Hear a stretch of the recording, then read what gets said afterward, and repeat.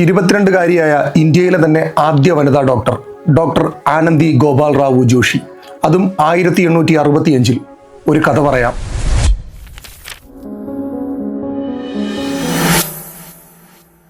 തൻ്റെ 9ാം വയസ്സിൽ തന്നെക്കാൾ 20 വയസ്സിലധികം പ്രായമുള്ള, അതും ഒരു രണ്ടാം കെട്ടുകാരനായ ഒരു സർക്കാർ ജോലിക്കാരനെ വിവാഹം കഴിക്കേണ്ടി വന്ന യമുന എന്ന ആനന്ദിയുടെ കഥ.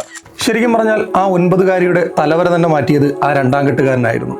അദ്ദേഹം സ്ത്രീകളുടെ വിദ്യാഭ്യാസത്തിന് ഒരുപാട് പ്രോത്സാഹനം നൽകുന്ന ഒരു വ്യക്തിയായിരുന്നു. അദ്ദേഹം ആനന്ദി വിവാഹം കഴിച്ചു. വളരെ കഷ്ടപ്പെട്ട് അന്നത്തെ ഒരു ക്രിസ്ത്യൻ മിഷണറി സ്കൂളിൽ ഒരു അഡ്മിഷൻ നേടിക്കൊടുത്തു. എന്നാൽ കാര്യങ്ങൾ വിചാരിച്ചതുപോലെ അത്രയ്ക്ക് എളുപ്പമായിരുന്നില്ല. സഹപാഠികളിൽ നിന്നും സ്കൂളിൽ നിന്നും ആനന്ദിക്ക് ഒരുപാട് ബുദ്ധിമുട്ടുകൾ നേരിടേണ്ടി വന്നു. അതിലൊക്കെ ഉപരി നാട്ടുകൂട്ടം ഗ്രാമത്തലവൻ ഗോപാലിനോടായി പറഞ്ഞു, നിന്റെ ഭാര്യയെ സ്കൂളിലേക്ക് അയക്കരുത്, അത് നമ്മുടെ സംസ്കാരത്തിന് യോജിച്ചതല്ല. മാത്രമല്ല അവൾ സ്കൂളിൽ പോകുന്നത് കണ്ട് നാട്ടിലെ മറ്റു പെൺകുട്ടികളും സ്കൂളിൽ പോകണമെന്ന് വരെ പറഞ്ഞു തുടങ്ങിയിരിക്കുന്നു. എന്നാൽ ഗോപാൽ പറഞ്ഞു, ഏതൊരു കാരണവശാലും എന്റെ ഭാര്യയുടെ വിദ്യാഭ്യാസം നിഷേധിക്കാൻ ഞാൻ സമ്മതിക്കില്ല. അവൾക്ക് പഠിക്കാൻ താല്പര്യമുണ്ടെങ്കിൽ അവളെ എത്ര കഷ്ടപ്പെട്ട് ഞാൻ പഠിപ്പിക്കും. എന്നിരുന്നാൽ കൂടിയും ആനന്ദിക്ക് പഠിത്തത്തിലൊന്നും അത്ര വലിയ താല്പര്യമില്ലായിരുന്നു.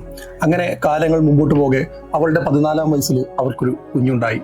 പക്ഷെ പെട്ടെന്ന് തന്നെ ആ കുഞ്ഞ് മരണപ്പെട്ടു. അപ്പോൾ വളരെ വിഷമിച്ച് ആനന്ദി ഗോപാലിനോട് ചോദിച്ചു, എന്തുകൊണ്ട് നമുക്ക് നമ്മുടെ കുഞ്ഞിനെ രക്ഷിക്കാൻ പറ്റിയില്ല? അപ്പോൾ ഗോപാൽ പറഞ്ഞു, നമ്മുടെ നാടിന്റെ വിദ്യാഭ്യാസ സിസ്റ്റം അങ്ങനെയാണ്, നമ്മുടെ മെഡിക്കൽ സിസ്റ്റം അങ്ങനെയാണ്, നമുക്ക് പെട്ടെന്ന് വൈദ്യസഹായം കിട്ടില്ല. ഇത് കേട്ട് വിഷമിച്ച ആനന്ദി പറഞ്ഞു, നിങ്ങൾ എങ്ങനെയെങ്കിലും എന്നെ പഠിപ്പിച്ചൊരു ഡോക്ടറാക്കൂ. ഇനി ഒരു കുഞ്ഞിനോ ഒരമ്മയ്ക്കോ ഈ അവസ്ഥ വരാതെ ഞാൻ നോക്കിക്കോളാം. അങ്ങനെ വളരെയധികം കഷ്ടപ്പെട്ട് ഗോപാൽ തന്റെ പ്രിയതമയ്ക്ക് വേണ്ടി അമേരിക്കയിലെ വുമൻസ് മെഡിക്കൽ കോളേജ് ഓഫ് പെൻസിൽവാനിയയിൽ അഡ്മിഷൻ എടുത്തു. 1865 ഇന്ത്യയുടെ തന്നെ ആദ്യത്തെ വനിതാ ഡോക്ടറായി ഡോക്ടർ ആനന്ദി ഗോപാൽ ചുമതലയേറ്റു.